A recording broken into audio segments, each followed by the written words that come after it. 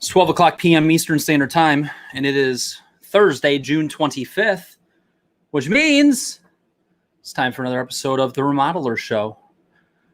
I received 3 people yesterday who had reached out to me, 3, who just made some comments about the Remodelers Show. Some of the things that they have as takeaways, some of the value they're receiving, what they kind of like about it, or a little feedback on something that they'd like to see more of or less of. And that was really, really encouraging and appreciated. So whether in the comments, if you watch this after the show is live, feel free to put things in the comments. My email address is kyle@remodelyour, marketing.com. I would love your feedback. You put this out, you get a little bit of a feel for it, but getting some additional feedback will allow me to keep cranking them out and just have some good input. I don't ask you guys for much, but if you could do that, that would be wonderful. Here's today's proper introduction.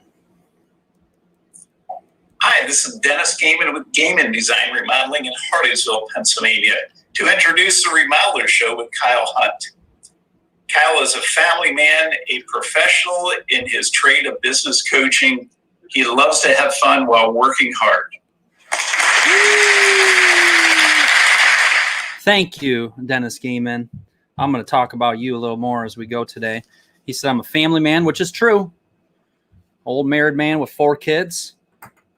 Professional. I've tried. Been at this 12 years, very deep into this narrow niche of working with remodelers, and have really worked to hone my craft.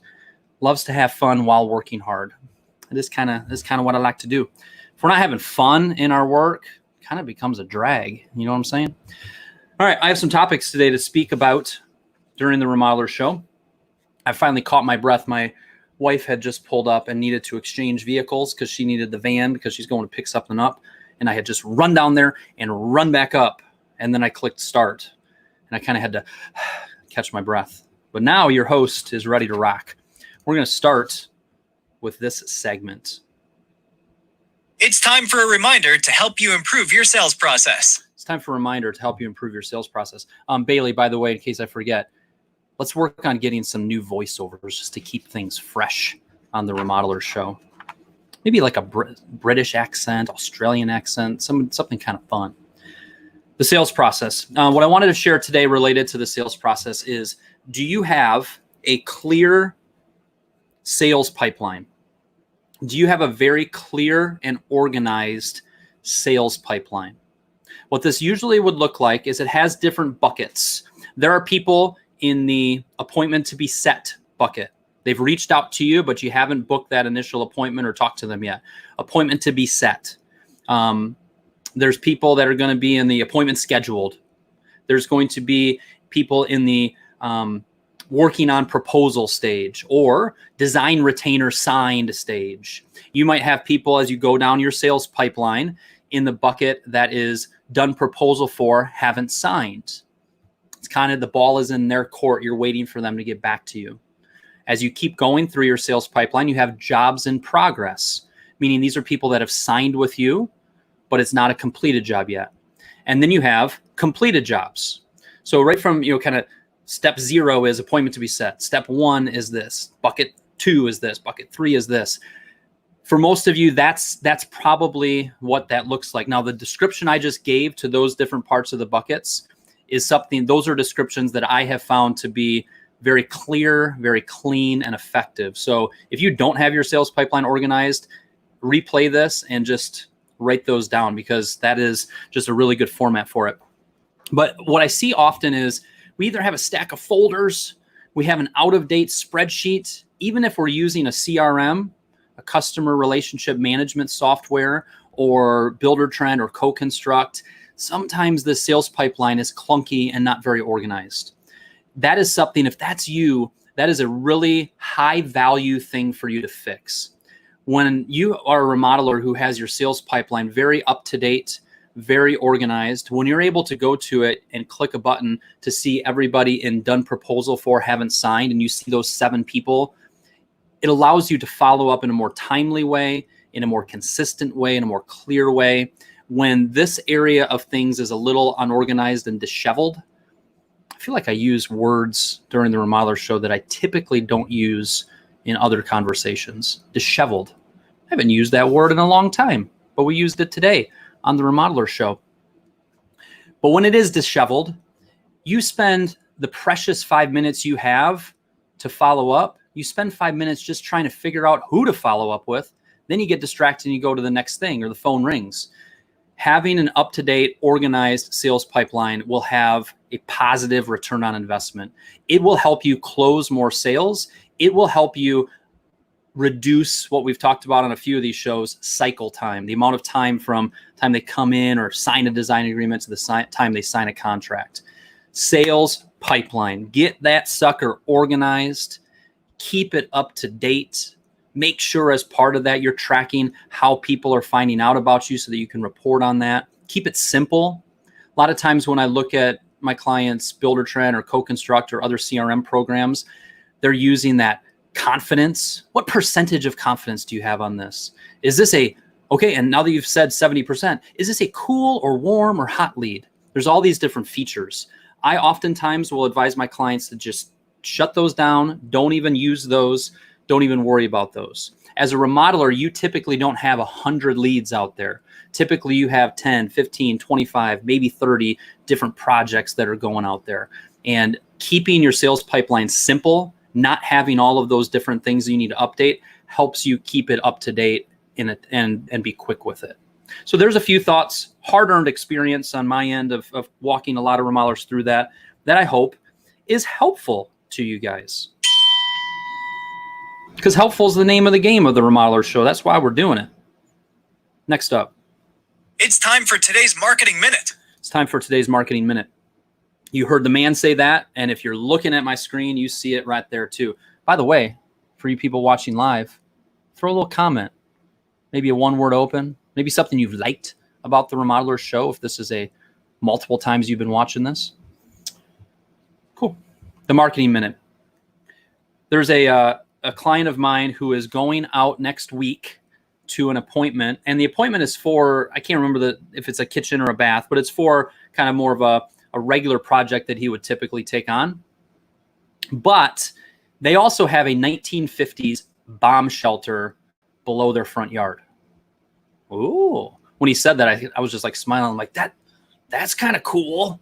My wife and I have been watching on Netflix a show called Grand Designs.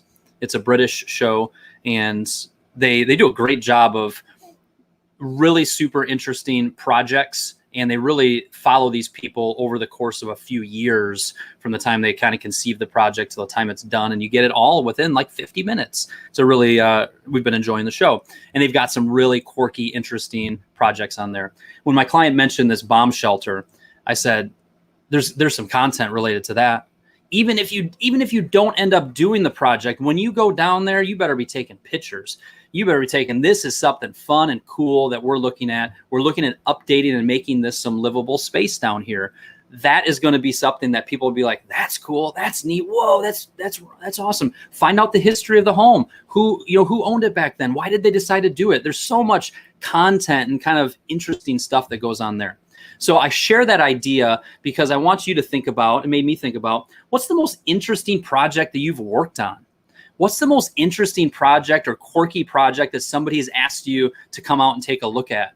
That type of content is fun, it's interesting, and it would probably be something that would get some good engagement. So even if it's something you did 10 years ago, even if it's something you did 5 years ago, even if it is, you won't believe this. We went out on this project, just a fun story. It could literally say, just a fun story we wanted to share today.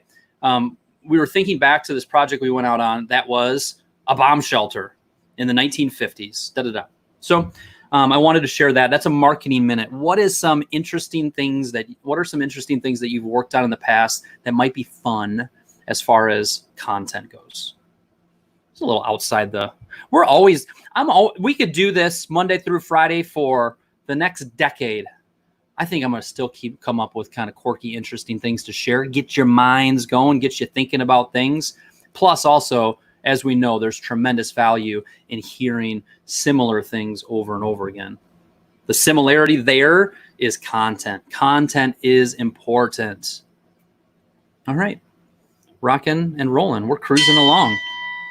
Oh, the comments section today is pretty quiet, though, for you people. Usually I've got 3 or 4 little comments, or maybe some, you realize that Ask Kyle Anything's coming up, but none of that today so far. There's that little banner at the bottom that says the Remodelers Show is brought to you by remodelersautopilot.com. Try it for $1 the first month. Just a little reminder that that's down there. Next thing up is from a coaching call.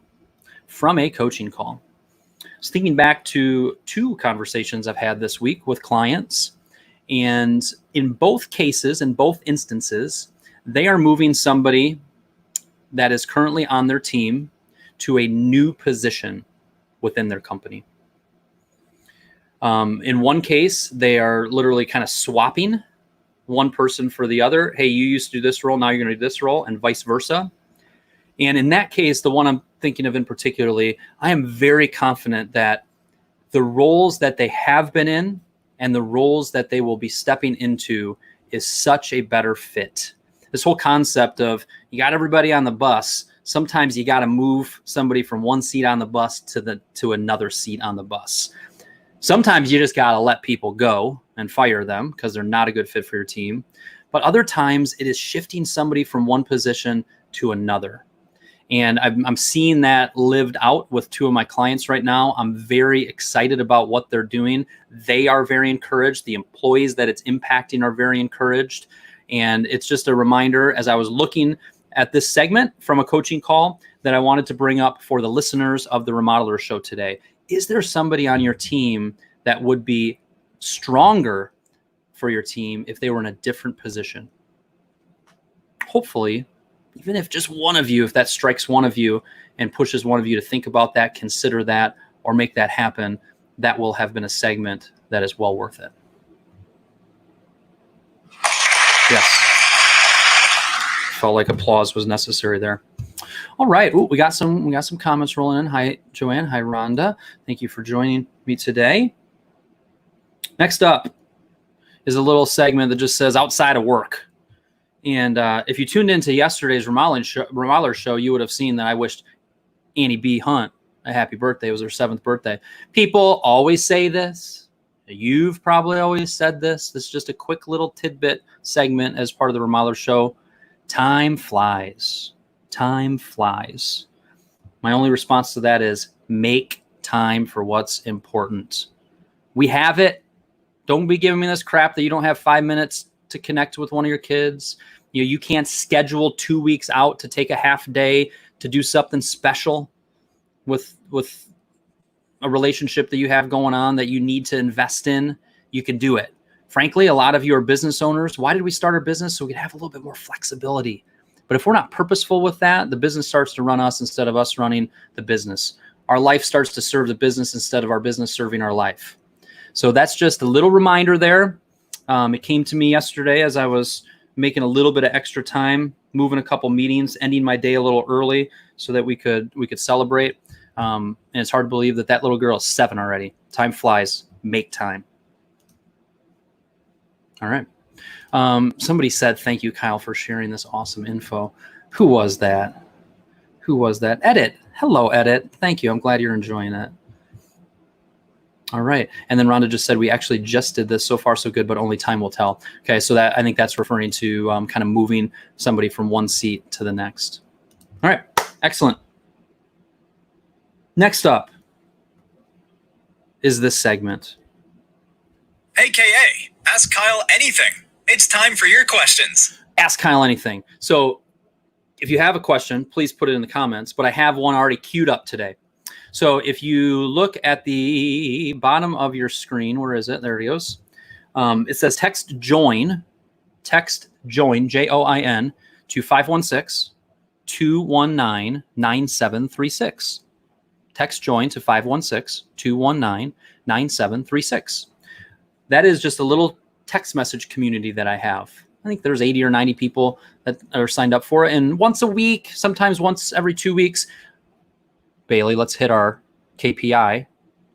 Ooh, I just 2 learning moments. One, I know Bailey's watching this, so let's make sure we hit that KPI so that I can confidently say every week, which is just as much on me as it is on you, right? To produce that. But every week, pretty much, we send out a text that is just a good reminder. That's a good word of encouragement. The cool thing is, if you reply to that text, it comes directly to me, and I'm able to text one-on-one back. So it's just a way for me to engage in the community in a different way, hit you in a different way where you can see something pop up, another reminder. So if you're interested in getting a little weekly text, do join to 516-219-9736. Well, it just so happened that this morning I got a text through that group. I saw somebody that clicked join. I'm assuming that maybe they were on a podcast, because I mentioned the text message club on the podcast often. And he said this: "Hey, Kyle, I'm a brand new business owner and starting my own construction/remodeling company. I'm currently a police officer and I'm looking to make a transition. What are some ways I can grow my business and get to a point where I am comfortable leaving a steady job?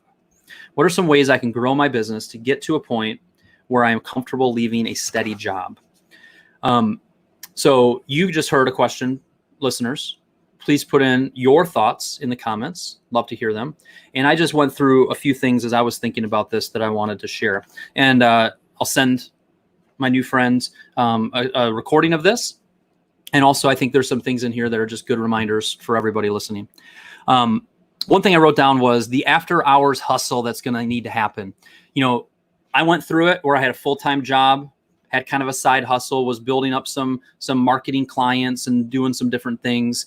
And during that phase, I was working more than ever before, right? I'd get done with my day job, you know, spend some time with my wife and our little kid, little boy, Thomas William. And then I would a lot of times spend that 8:30 to 11:30 time working on things. So your family, anyone that really needs to understand this needs to know, as I make this transition, it's going to require, at the first part of this, more time and more work and more energy than even what I'm doing now. So you got to be realistic with that, understand that, and know that that's most likely part of the equation. The other things I wrote, which are kind of unrelated to, you know, the business advice, is squash debt. It is much easier to start and get a business going if you're not carrying a bunch of debt. Cut expenses. When you're not spending as much going out the door, I got $1 right here. When you're not, you know, I have $1 actually, because I mailed myself $1 because we're promoting Remodelers Autopilot by mailing $1 to 100 people right now, but I'm on the list. So I got a copy of it. So this $1 is just sitting right here because it's only $1 to try Remodelers Autopilot for the first month. But when you have $1 and you're putting dollars out there in your expenses, when you're able to cut your expenses, you don't have as big a number to hit every month. It makes it easier to get a business going. My business was easier to get going because when I quit my job, I was making $42,000 a year.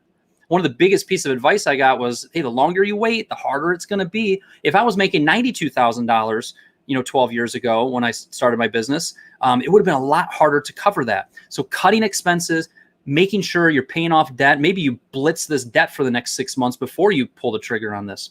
Okay. And also build up the cash reserves. Try to get a nest egg, try to get that up there. So those are some just very practical ideas. Living more frugal lifestyle, cutting expenses, building up that. Have a really solid personal budget, have a really solid business budget. How much do you actually need to be producing on the business side in order to replace your current income? What does that look like? How much do you need there? Get really, really clear with those numbers. Have a realistic number there. A lot of people skip over that step. And get very clear with the benefits side as well. In your profession as a police officer, the benefits of, I'm guessing, health and life insurance and dental and optical. I'm assuming, anticipating that you're doing pretty well with that. Make sure that that is part of the equation as well. Cool. Now we can get to a little bit of the business, more of the business stuff. If you have a business name and you're kind of ready to go, create a list of people. I'm talking names. I'm talking physical addresses. I want you to have a list of names and physical addresses, family, friends, contacts. That list should be 50, 75, maybe 100 people. And I want you to write a letter, and I want you to kind of tell the story of why you're doing and why you're making this transition, a little bit about your timeline for it, where your heart's at with it, why you're, moving from one to the next. talk specifically about the type of work you're looking to take on and be very specific with that. And then just say, I wanted to send this out to you because I just wanted, you're somebody that knows me and that we have a relationship, and I wanted to put this out there in case you have some work or somebody you know might be a good fit for what I'm looking to do. Start getting that word out there. Similarly, whatever you write up and the story you write up for that, social media posts. Who's going to share that with you and write a nice note about, hey, this is John. He is making this transition. He's starting this new business. Here's a link to his website. Here's, a quick video about why he's doing what he's doing. There should be something within those ideas that you can incorporate. If you're able to get involved in a networking group like BNI, if you're able to do that with your schedule, I'd love to see you do that sooner rather than later. Is BNI an exceptional lead generation tool? Sometimes it works pretty well to generate good quality leads. But one thing it does allow you to do is stand up in front of people every week and share 60 seconds about your business. It helps you to refine your sales message, what makes you different, who you are, what you're looking for, what a good project and referral is. So especially when you're starting a business, to get involved in a networking group, get comfortable speaking in front of people in that environment, and speaking about your business week in and week out would be something I would highly recommend. If you're looking to two more things. If you're looking to make an investment in marketing, start with your website. Work on investing some dollars and getting a website up that really represents you well, that educates people on what you do, that starts to get some of the search engine optimization going. You may have to put some dollars into that to really get it to produce for you, but that should be on your near-term, short-term list. Even if you don't build out a full website, let's get a logo, let's get the business name, let's get a professional headshot of you, let's get something on a page so that as people start to search your name, check you out, they're at least seeing a professional representation of the business. Right from the get-go, I got two more things. Right from the get-go, charge a solid rate. You're going to think to yourself, well, I'm just going to charge $30 an hour for my work. I'm just trying to get started. I want you to start at 60. I want you to start at 65. I want you to start at 75 if you're doing T&M type work. I want you, when you're putting the proposal together, to stretch the markup that you're doing. I want you to charge well right from the get-go. The other thing, my friend, and I don't have your name yet, but I'm sending you this recording, and if you're listening to this, you're going to hear this offer. I want you to read the book Markup and Profit by Michael Stone. I want you to read that and understand that. He's going to teach you and dig into why you need to charge what you need to charge. And my friend, since you were so kind to join the text club and submit a question to me and enhance the Remodeler show, I'm buying you that book. So that's my offer. Respond to that text and say, Kyle, here's my address. Send me your address. That book is coming to you, my friend. And you're going to read that Markup and Profit by Michael Stone. It's going to help you tremendously. And lastly, can you go part-time before you go full-time? You see this a lot. This is what I did. I turned my former employer into my first client, and I really weaned off them. It started with me still going in 4 days a week. Then it quickly turned to 3. Then a little while later, it turned to 2, then 1, then every other week. And I just weaned off them. I don't know, given your profession, if you're going to need to just make a clean break, or if you're able to still maybe work 20 hours a week while getting your business going. I would look into that and not be just totally closed off to the possibility of that. Present to them what you are looking for and what you're able to still provide them and what you need on your ends. Be transparent, be open, be honest about that, and see if they're willing to work with you. A lot of times that allows you to feel so much more comfortable making the leap. So there's some advice. Let's see if anybody else tossed any additional advice based on your, depending on your personality. If you jump in quick, it'll inspire to put 110% to make it happen, working harder. That's a good thought. Sometimes also you just got to jump in the stinking pool. The advice I just gave you was very much how that not super risky. I don't want, you heard me, squash debt, do this, set yourself up so that you have success. That comes from me quitting my job in a crappy economy with a stay-at-home wife, 1 kid, and another one on the way. I bootstrapped it. I made sure that I mitigated the risk as much as possible. But other people are like, you know what? I just need to make the clean break. I just need to get out there and start swimming, and that will force me to hustle and make it happen. That's some good feedback there. Not sure who put that. That might have been Nate. Hey, Nate, showing up for the Remodelers show, my friend. Nate said organic growth, no debt, and build that safety net to at least 3 to 6 months of expenses. So echoing and adding some additional stuff to that. That's what I did. So whatever I described there, that's what Edit said. So maybe that transition there. Amazing book and guy. So a little Michael Stone, Markup and Profit Love. Way to go, Kyle. What a great offer. Oh, well, thank you. I'm happy to do that. I'm happy to do that. One thing I've noticed, one thing that I enjoy doing is sending books. I've noticed when people gift me with books over the years, it really sticks. Like when somebody says, I've read this book, it really made an impact on my life, or it really helped me understand this better. And just from our conversation recently, I thought this would be a great book for you. That has like a 20 times more likely chance that I'm going to read it and really care about it and work to understand and actually follow through on it. So I've noticed that I really enjoy receiving gift books like that. And I just have seen when you gift a book, it carries just a lot of weight. So it's something I just have found I really enjoy doing. So again, I don't know your name, my friend, but your zip code is 828. Where's my friend from? Somebody search 828. Tell me what that area is from. All right, cool.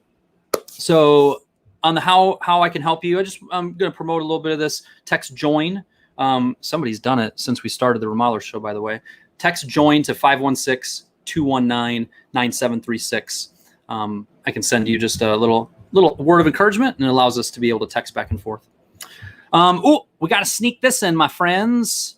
This is this part. Let Kyle tell you about a remodeler on the rise. Remodeler on the rise. Dennis Gaiman was kind to do the intro today, and I wanted just to share a few things about my friend Dennis. Dennis had been on my email list for a number of years. We didn't really do much business together, and then it was probably 3 or 4 years or so ago. We engaged with some sales training for his team, for his salespeople. A little bit of marketing training as well. And then Dennis got involved in one of my Remodeler Circle mastermind groups. So he's been part of the ACES mastermind group over the last couple of years. A few things that I wrote down about Dennis. One thing is continual improvement. Just like it's not appropriate to mention a lady's age, it's not appropriate to mention a gentleman's age. I think Dennis is 39. I don't know how old you are, Dennis. But he's been in business in a while. But he's just got this lively, young, I'm still learning, I'm still improving, continual improvement, thirst for knowledge. And he's been at this, I don't know if it's been 25, 30 years, right, in business, building a successful business. And I just love that he's continually looking to improve. When we're doing the Remodeler Circle, nothing brings me more joy than to see one of my clients write something down after something was said and go, ooh, I like that. Dennis, what did you just write down? An idea, and he takes that idea and he works to implement it. And that's something that we all need to be working towards. We hear a good idea, let's work to implement it. And it's something I really appreciate about Dennis. He's not complacent. What's next? What else can we fix? How can we make this better? Another thing I love about him is he smiles a lot. It's just his natural demeanor, but there is great, just good stuff that comes from being kind and being warm and smiling, right? People can hear, when you answer the phone, people can hear if you're smiling. Right? When you show up, that just puts people at ease. And it's something that is just something that I think comes natural, but maybe he's worked at it, but it's just this joy that is infectious. What else did I write on here? Oh, listen carefully to this, people. Listen, my friends. You don't build a long-lasting remodeling company without these two things. One, taking really good care of your employees, caring about them. How do I make this a great career for them, a job that they want to be at for the long term? What does that look like? And 2, taking care of your clients at a high level. Those 2 things. Without those 2 things, you're not going to build a long-lasting, profitable, successful remodeling business. And we ebb and flow on it sometimes, right? But that's just a reminder that all of us should be striving. How do we take care of our employees? How do we take care of our clients at a high level? And then 2 more things. Dennis, I'm just airing everything for you.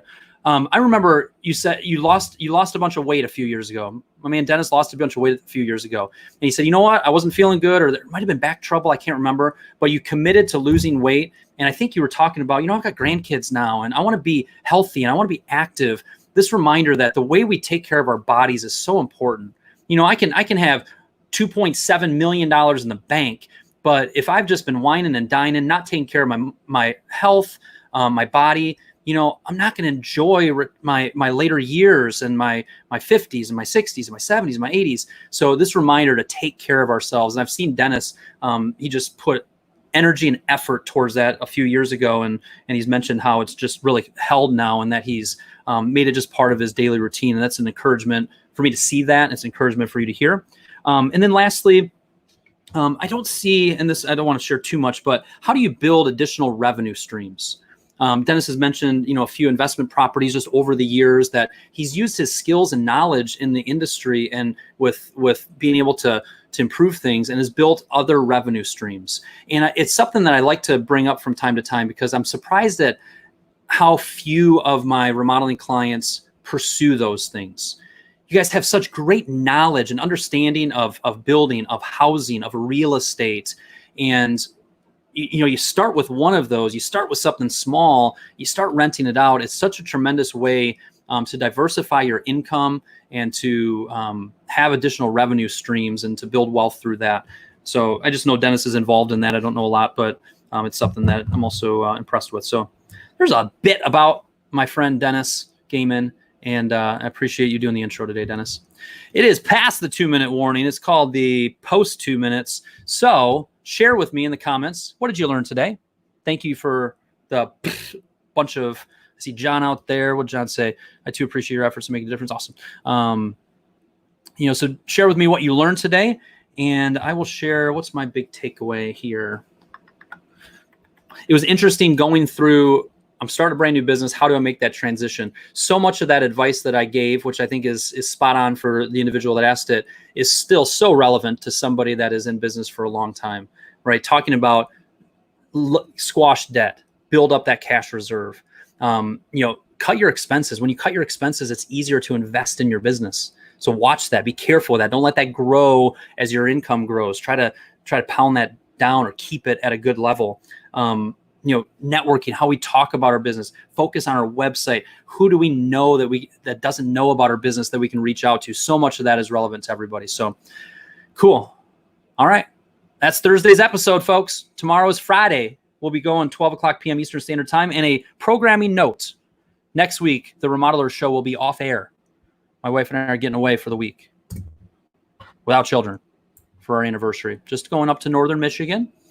Safe up there, and we're able to do that and stay safe from the virus and everything. But I am not going to be doing the Remodeler show while we're out there. But that following week, we're back at it. So I'm looking forward to it. Rhonda has a parting shot. Sales process is so crucial. Keep the tracking simple. Ah, yes. Your sales pipeline, keeping that organized. Hey, folks, if you heard something that you liked, make sure you get out there and implement it. Thank you so much for listening. Catch you tomorrow.